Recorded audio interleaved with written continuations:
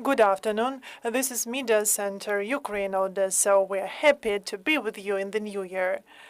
And we are starting with the briefing of Karsten Furhken, the director of the Merged Republic. This is the organization that helped evacuate civilians from the southern part of Ukraine, particularly from Kherson. Several weeks ago, we had with us Oleg Mikhailik, who organized evacuation directly from Kherson to Odesa. And today, we are having Karsten with us, who helped with the funding and financing the evacuation. So, Karsten, can you tell us how many people you managed to evacuate, and what else did your organization did for the last several months?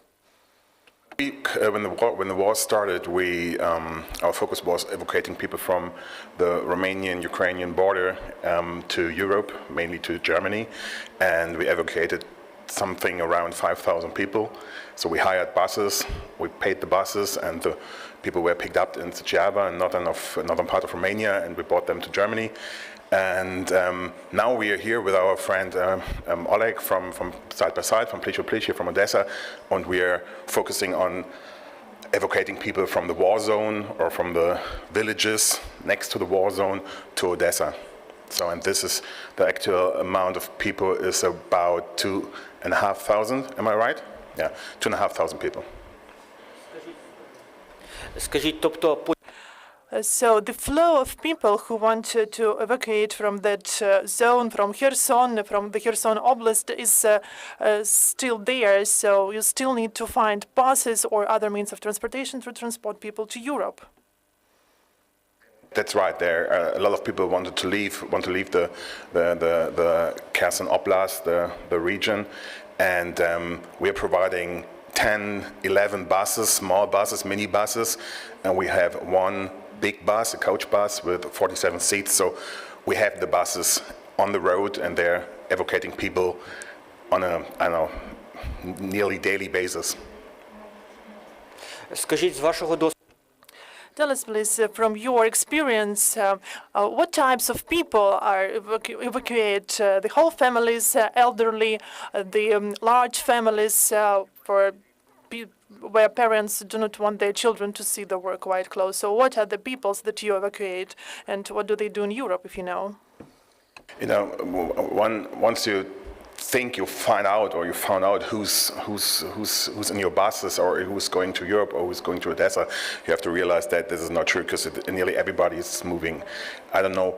I can't say that there's a specific type of people, or that's only the elderly, or only the ill people, or only the people with the small kids. They're nearly, I just had a conversation today with a young man, 27 years, from Kherson, and he's with his mother, and so there are so many reasons for people why they want to leave, where they wanted to go, if they want to stay in Odessa, if they want to go to Romania, or if, I don't know, maybe they have relatives in Italy or in Germany, and they want to make the way to those countries. So there are so many different reasons for the people why they want to leave. I stopped asking them. We're just here, and we just say, hey, if you want to leave this city, you want to leave this village, you want to leave your hometown, so we are here, and we can offer you a free and a safe and free. That's very important. We can offer you a free and a safe transportation. So that's what we do. We don't ask them. We just say, hey, you want to go? Here's our bus. Can you tell us, please, just a few words about the event that will take place in Odessa in 1 hour? So there was an announcement that there are children of IDPs in Odessa. Can you share details, please? Sure. We just wanted to celebrate the Christmas party with the kids. We just wanted to say, hey, can we have a Christmas party over here in Odessa or somewhere to make sure that they can have at least, 3 or 4 hours a day, forget about the mess they see on a daily in Kherson. So we just reached out to our friends at Plesho and asked them, hey, how can we do that? And then they came up with the idea to go to the National Theater and have a show for them. And so the ensemble of the theater prepared a show, and then we bought stuff. We bought little presents, little toys, chocolate. We brought a lot of stuff yesterday for the parents, I don't know, like food and moloko and kolbasa and whatever. So we are not only giving something to the kids, we also have something for the mothers and for the grandmothers who are coming with the kids. And one thing to add, we're sending our big bus to Kherson and to Bashtanka, and we are getting kids from Kherson and from Bashtanka to Odesa today, so they are able to attend the Christmas party. Yeah.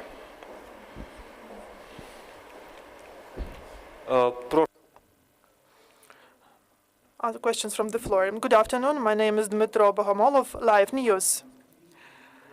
Can you tell us, please, what are the conditions in Germany now for Ukrainian refugees?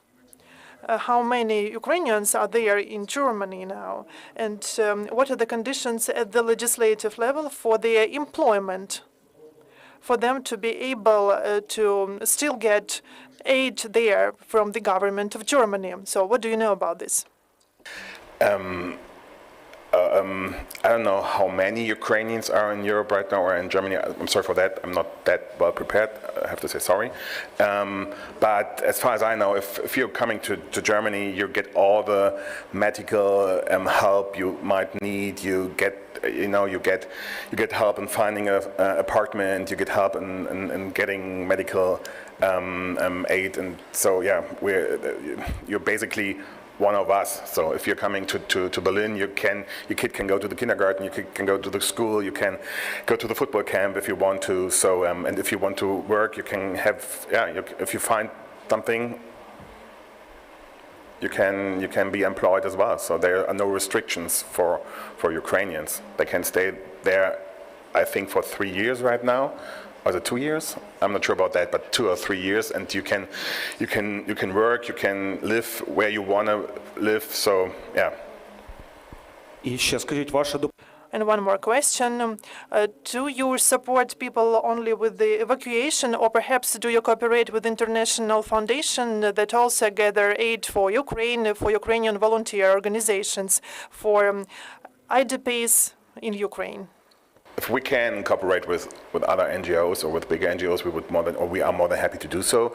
But when we founded our own NGO, we just thought it might be a faster way of helping, just doing things and just helping people instead of waiting, months or years of official help or of official of the help of the big NGOs. I know that they are here as well, and that's great. And we send people to the UNHCR villages in Romania as well. So all good with that. But we are so much faster in organizing ourselves. We're pretty good in getting money out of our own network, and we're just thinking about, hey, what can we do? My friend Pelle, who's running this thing with me, he's sitting in the first row, we just went to the epicenter market, and we just bought for I don't know how many thousand euros wood and OSB, what's the name of this thingy? OSB thingies to put in the destroyed windows, and we bought plastic foil to just help them in Kherson and wherever to repair the houses and to go back to the liberated villages and repair the houses. So that's what we do, and that's so fast. We left Berlin on Monday. We're in the epicenter market today, and we're going back to Berlin tomorrow night. So that's a very quick help, and that's what we're here for. Thank you. Thank you for what you do here. Thank you for your help to Ukraine. And it is interesting why ordinary Germans, different types of companies or businesses to unite in support. I've heard you saying that you like football. Perhaps there are some German football clubs that provide some aid to Ukraine, or they organize some events for Ukrainians there, because I know that a lot of Ukrainian children and football players are there in Germany now. Thank you. Definitely, there are so many. As I know, it's always just from my little Karsten perspective, but I feel that a lot of people are helping, and a lot of football clubs are helping too. And I'm supporting a football club in Berlin. I know the FC Union Berlin, and I know that they are doing a lot. So they're inviting people in the summer. They did a big football camp for Ukrainian kids. So they invited all the Ukrainian kids to the stadium, and they played with them, with the players of the team. So they had a good time. So I think that a lot of people are doing a lot. So I know that it's not enough. Yeah, got it. But yeah, we do what we can. So yeah, it's not enough. I know that, but yeah, we're doing it anyways. Tell us, please, can you tell us what do you do in your ordinary life, not only helping Ukrainians with evacuation from the war zone? So what is your business? What do you do? I'm running a merchandise company in Berlin, so we are printing shirts and stuff for rock artists, and we're selling this while we are on tour with them. So we're playing all the big stadiums and concert halls, and then if you go to a show and you want to buy a shirt, this is probably a shirt made by us. So that's what we do for a living. And yeah, we're consulting artists and we're managing artists. So we're in the music industry in Germany, and that's our main focus to get the money we're spending here. We're pretty close to artists, to record labels, to booking agencies. So it's pretty easy for us to get the money we have to spend over here. So we're getting this from our music industry in Germany. Thank you. Thank you. We're not going to take more of your time because I know that you have an event at 12, which is very important. Thank you for finding time to be here. Thank you for sharing details about your initiatives and the NGOs in Odesa that you cooperate with. As for other briefings, the next one we will have at noon. We are going to have the head of the service dealing with children in the Odesa Oblast, and at 1 p.m. we will have with us Sergei Bratchuk. Stay with us.